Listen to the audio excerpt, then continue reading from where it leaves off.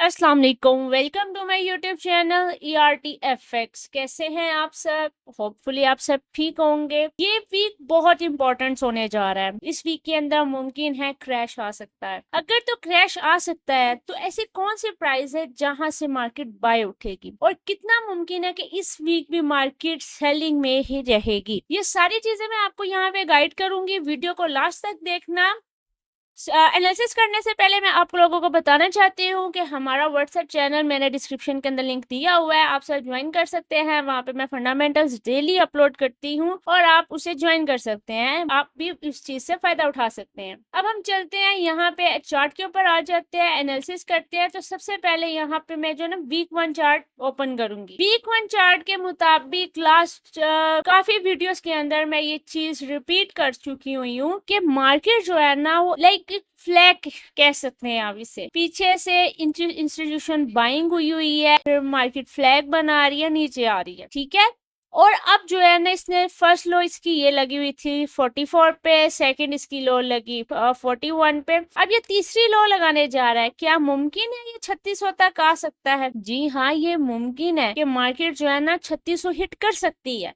ये मुमकिन चीज है। ये हर वीडियो के अंदर मैं आप लोगों को ये चीज बता रही हूँ कि ये चीज मुमकिन है कि मार्केट 3600 लगा सकती है, ठीक है। इस चीज को आपने अवॉइड नहीं करना। मार्केट सेलिंग के अंदर है, अवॉइड नहीं करना। ये लाइव स्ट्रीम के अंदर मैंने आप लोगों को ये चीज समझाई थी कि अगर इस वीक की कैंडल अपसाइड क्लोज होती है तो मार्केट 5000 तक जाएगी। अगर ये वाला हाई ब्रेक नहीं होगा तो मार्केट डाउन साइड आएगी। आप चीज चेक करो, मार्केट ने इस हाई को ब्रेक ही नहीं किया और डाउन साइड मार्केट ने क्लोजिंग दे। अब नेक्स्ट कैंडल क्या करेगी? पॉसिबिलिटी है कि अगली कैंडल बाय जाएगी या फिर अगली कैंडल सेल आएगी। ये वीक भी मार्केट सेलिंग में क्लोजिंग करेगी। तो ये सारी चीजें जो है ना इंशाल्लाह आपको बताती हूँ। अब इसकी क्लोजिंग डाउन साइड हुई है। अब नेक्स्ट कैंडल बाय जाती है, लेकिन डेफिनेटली वो भी क्रैश ही करेगी सेम इसी तरह से।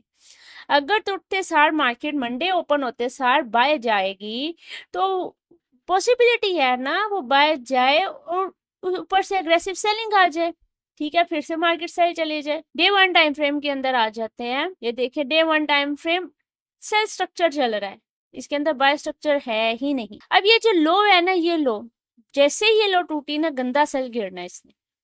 ये लो बहुत इंपॉर्टेंट है, इस लो को भी हम मार्क कर लेते हैं। ये लो आप मार्क करके रखो, ये लो भी बहुत इंपॉर्टेंट लो है। एज 4 टाइम फ्रेम के ऊपर आते हैं।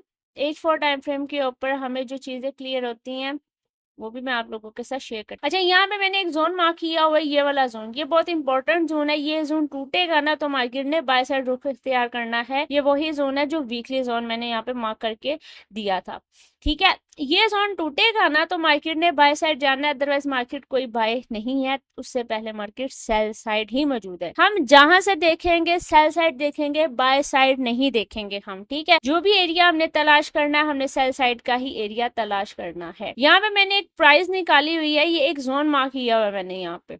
इस लो और इस हाई का जो है ना 50% है, अच्छा एरिया, यहाँ से हमें सेलिंग मिल सकती है। ये एरिया आप सब मार्क कर लें, 42, 50 और 60। ये एरिया बहुत अच्छा है। ऑर्डर ब्लॉक है यहाँ पे, ये अभी तक रिटेस्ट नहीं हुआ है। इससे नीचे पहले नीचे सारी लिक्विडिटी है, ठीक है। ये सारी की सारी लिक्विडिटी है। यहाँ पे हमारे पास मार्केट ऊपर जाए, यहीं से हमें सेलिंग दे, यहीं से हमें सेलिंग दे, और यहाँ से फिर जब हम सेल करेंगे ना हमारी परफेक्ट सेलिंग होगी और हम यहाँ से होल्ड भी कर सकते हैं सेलिंग को। अब हमारे पास नीचे एक ऑर्डर ब्लॉक बाय साइड का मौजूद है, इस ऑर्डर ब्लॉक को भी हम मार्क कर लेते हैं। प्राइसेस देखो, यहाँ से बाय गई थी ना जब, तो ये एक ऑर्डर ब्लॉक जो है ना छोड़ के गई। अभी तक मार्केट ने इस ऑर्डर ब्लॉक को हिट नहीं किया। मुझे क्या ऐसा लग रहा है कि मार्केट सुबह ऊपर तो जाएगी, ऊपर जाने के बाद मार्केट सेल आती है ना तो यहाँ पे ना प्राइसेस रुक सकती हैं। मतलब कि यहाँ पे जो सेलर्स है ना वो यहाँ पे रुकेंगे, मार्केट यहाँ से थोड़ा सा बाय दिखाएगी, ठीक है। कुछ इस तरह से ये सेल आई मार्केट, मार्केट यहाँ पे रुकेगी, ठीक है, इस तरह से। अब जाएगी सेलर्स, मतलब रोके जाएंगे यहाँ पे और फिर मार्केट सेल आ जाएगी। कुछ इस तरह से मुझे ऐसा फील आ रहा है कि कुछ ऐसा मुमकिन हो सकता है ये मार्केट के साथ करे, क्योंकि ये ऑर्डर ब्लॉक फिल होना है, यहाँ पे प्राइसेस रुक सकती हैं। सेलर्स रोकने के लिए जो है ना प्राइसेस रुके, ऑर्डर ब्लॉक मौजूद है, इस ऑर्डर ब्लॉक से जो है ना मार्केट्स बाय लेके जाएं और फिर उसके बाद सेलिंग करवाएं, ये पॉसिबल है। तो इस जोन से भी जो है ना हम पिप्स निकाल सकते हैं, 300-200 पिप इजीली हमें इस जोन से भी मिल सकते हैं। ठीक है, अब हम बात करते हैं ना कि ये तो हमारे पास आ गया सेलिंग लेवल। अब क्या पॉसिबिलिटी है कि मार्केट जो है यहीं से सेल गिर सकती है सुबह, या यहाँ से बाय जा सकती है। ओके, M15 टाइम फ्रेम पे हम आते हैं। M15 टाइम फ्रेम जो है ना हमें बताता है, अच्छा M15 टाइम फ्रेम के हिसाब से ये ना बेसिकली एक ट्रेंड वाइज चल रहा था। ठीक है, का पहले यहाँ पे मार्केट ने इसको रिस्पेक्ट दी। यहाँ पे हम लाइन चार्ट के ऊपर आ जाते हैं, लाइन चार्ट के ऊपर आ जाते हैं। ये देखो लाइन चार्ट के हिसाब से भी जो है ना मार्केट जो है ना, ये देखो अगर हम इस बेसिक ट्रेंड की बात करते हैं ना, ये हाई था, फिर उसके बाद सेकंड हाई यहाँ पे ये लगा, ये लो, ये हाई, फिर ये लो, फिर ये आई। अब इसको मार्केट कर चुकी है ब्रेक।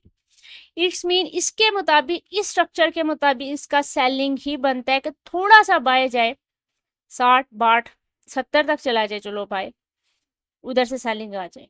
मतलब बाय वाला सीन नहीं है यहाँ पे भी बाय वाला सीन नहीं है, सेलिंग सीन है। M5 टाइम फ्रेम ओपन करते हैं। M5 के लिहाज से हमें सेलिंग कहाँ से मिल सकती है? अगर तो ये एरिया ब्रेक हो गया ना, तो फिर ये आराम से मार्केट जो है ना हमारा ऊपर वाला जोन हिट करने जाएगी। ठीक है, तो अगर तो सुबह होते मार्केट सेल आती है ना, फिर तो यहाँ पे प्राइसेस रुकेंगे। अगर तो सुबह होते मार्केट सेल आती है, मॉर्निंग में मंडे को होते सार मार्केट सेल आती है, फिर तो यहाँ पे प्राइसेस रुकेंगी।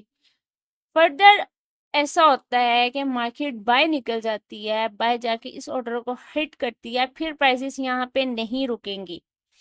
नोट करने ये वर्ड्स, प्राइसेस अगर इस ऑर्डर को हिट करती है ना जाके, फिर यहाँ से सेल आती है, तो ये फिर नहीं रुकेगा यहाँ पे मार्केट, तो यहाँ से ये फिर सेल आता जाए। और अगर यहाँ से डायरेक्ट मार्केट सेल आती है, फिर यहाँ पे प्राइसेस रुक सकती हैं, अगर कोई ट्रम्प की न्यूज़ ना आ जाए तो। ये मेरा स्ट्रक्चर है, ये मेरा पॉइंट ऑफ व्यू है।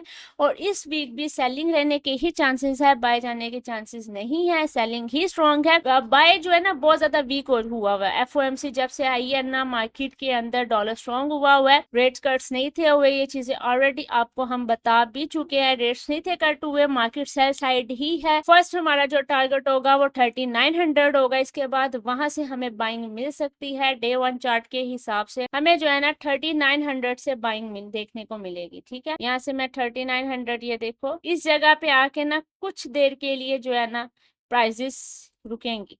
यहाँ पे आके जैसे ये कैंडल्स के लो ब्रेक होने हैं ना, ये वाली इन कैंडल्स, इन दोनों कैंडल्स के लो, ये जो दो कैंडल्स के लो ब्रेक होने, मार्केट फिर सेल साइड स्टार्ट हो जाएगी। यहाँ पे आके प्राइसेस कुछ देर रुक सकती हैं, उसके बाद प्राइसेस फिर down down down down down जाती जाएंगी, जाती जाएंगी। ठीक है, ये एक जोन है जहां से हम फिर जो है ना बाय देख सकते हैं बस। इसके अलावा फिर हमारे पास 3600 के ऊपर जोन पड़ा हुआ। ठीक है, ये वीकली एनालिसिस जो मैं आपके साथ इस वीक की भी शेयर कर चुकी हूँ, ये हमारे पास वीकली एनालिसिस मौजूद है। आप लोग इस एनालिसिस के ऊपर गौर कीजिएगा। ठीक है, और इस एनालिसिस के ऊपर जो है ना आपने ट्रेड फाइंड करनी है, जो कि सेल स्ट्रक्चर में है। बाय अभी भी हमारे लिए रिस्की है, बट सेल हमारे लिए कहीं से भी रिस्की नहीं है। दुआ में याद रखिएगा, इंशाल्लाह मिलेंगे नेक्स्ट संडे, तब तक के लिए अल्लाह हाफिज।